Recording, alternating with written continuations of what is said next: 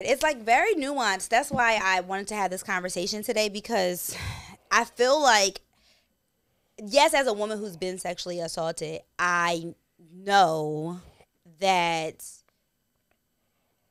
like, I understand that it's obviously a horrible thing, right?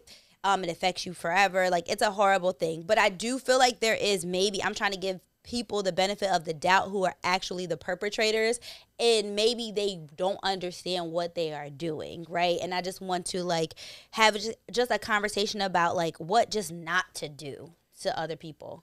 But so in the instance, or looking back now, do you feel assaulted?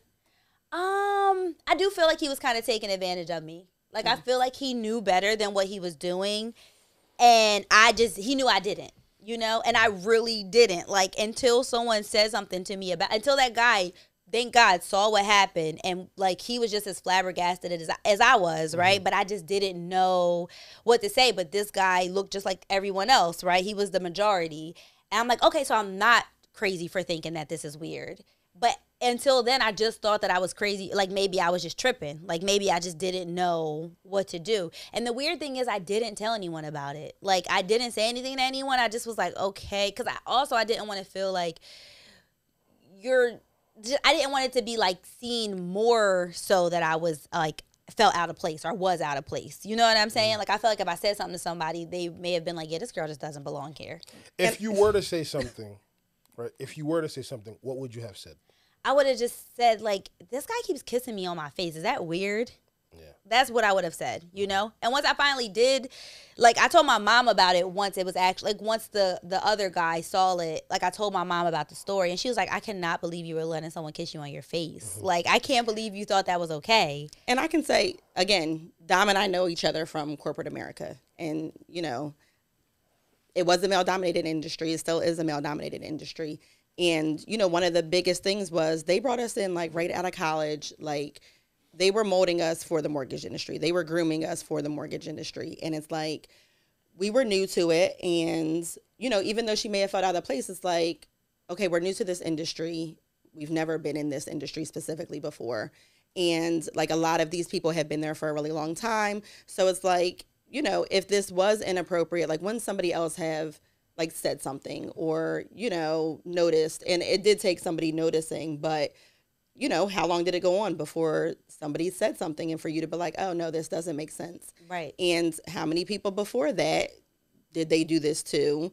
And again, we're new, so we're like, all right, let's keep our heads down. Let's do our job. Let's try to, like, figure out this new industry that we're in, right, and kind of, like, stay under the radar so we can navigate it and, attempt to move up in corporate America because, like, that's the goal. The goal is to get to the next level.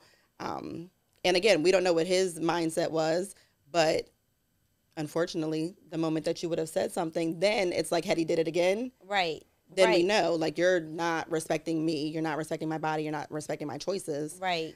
But that's where it's so hard when you're one woman in a room of 100 men. Right. And it's like, especially if you're a woman who grew up and it's always been in, like, survival mode, and you just feel like you feel like I'm lucky to be here, right? So me having a stain on my name and my reputation to be calling someone out for doing this to me, it just feels like too much, right? I'm already just trying to progress and, like, do the best that I can, and if I say this, it could just go bad. That and in that environment, it's like, are they going to believe us? Like, how many people do we see come and go? Right. And even, it was that one situation that happened where, like, people actually got fired that we were like, oh, like, it can take this a little serious? Yeah, like, yeah. And that's another thing we've seen stuff like that happen where it was a sexual assault situation and people have gotten fired for it, So it's just like, you never know, like, what way it's going to go. Who are they going to believe? What's the answer they're going to take? Yeah, and if you're coming from a place of, like, survival mode and just trying to, like,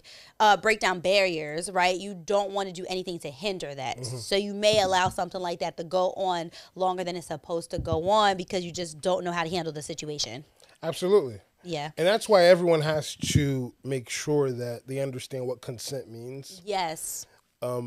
People have to talk about these things and ask people, are you okay with this type of greeting? Yeah. Right? In my culture, this is how we say hello. Are you comfortable with that? Does this make you uncomfortable? Yeah. And I think having a conversation with someone saves everybody a lot of trouble.